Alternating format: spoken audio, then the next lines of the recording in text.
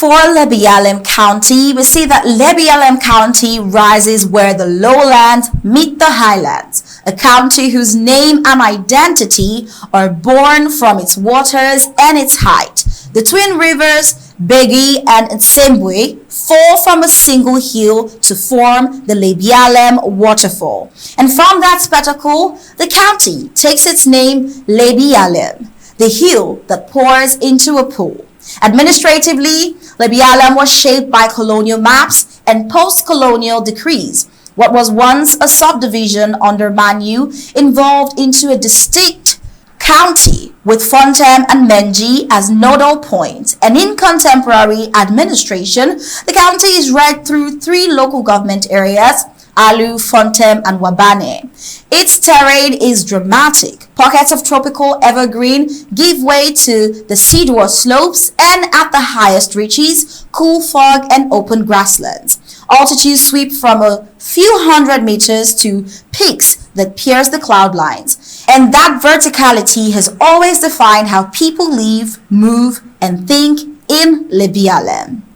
Well, Lebialem carries an intricate human history that resists simple labels. In everyday life, the county reveals itself as Bangwa, Mundani, and Mwok territory, overlapping ancestries, shared markets, and distinct tongues stitched loosely into a common landscape.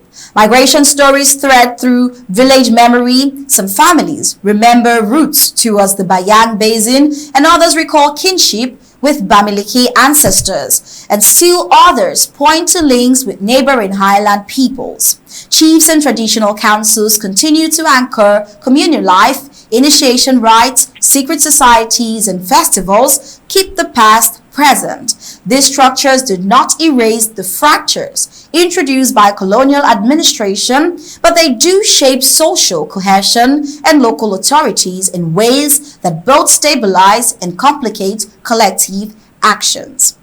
Lebialem's ecology is a living ledger of possibility. The lower valleys host towering trees, Iroko, mahogany, palms, and the farther up ones climb the vegetations, changes until the land opens into cooler, productive plateaus. These shifts in soil and climate translate directly into livelihoods. Cocoa and coffee thrive alongside food crops and a wealth of non-timber forest products. Bitter cola, njansang, bush mango, that women and market networks have long transformed into income. The hills and escarpments empty into waterfalls. Caves and isolated rock monuments, the Inyis, Fongonkem peaks, the Totankeng overhang, and Mount Marga, which together form a catalogue of places that invite hikers, scholars, and pilgrims of culture.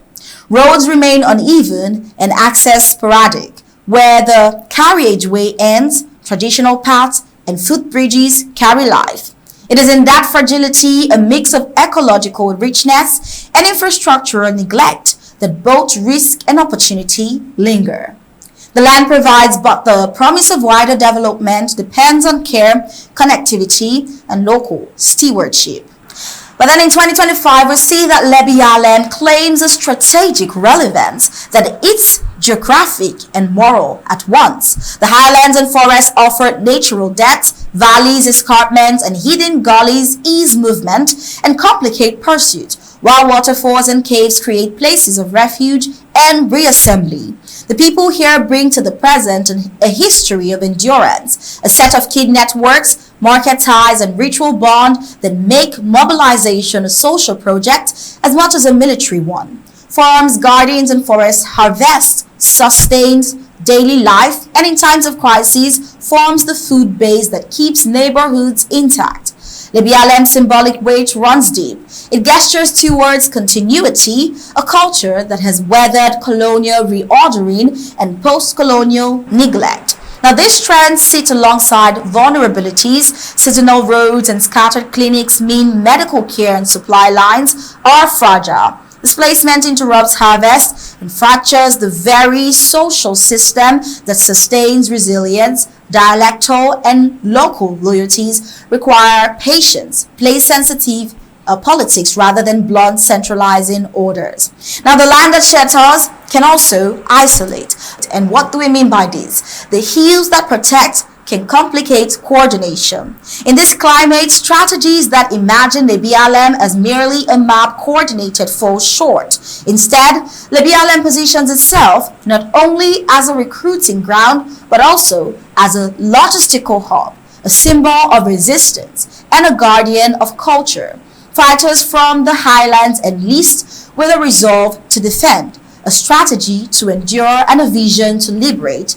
And that enlistment was rooted in farms and shrines, in market stalls and chieftaincies, not solely in barracks. Lebialem is a county of contours, physical, cultural, and political. Its waterfalls and peaks, its language and lineages, its farms and forest products all compose a living archive of what the Southern Cameroons have been and what they might yet become.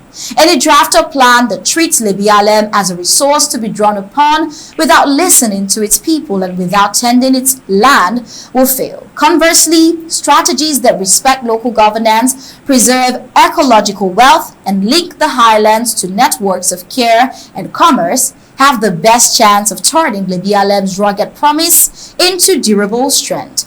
In the long view, Lebialem remains both shelter and mirror.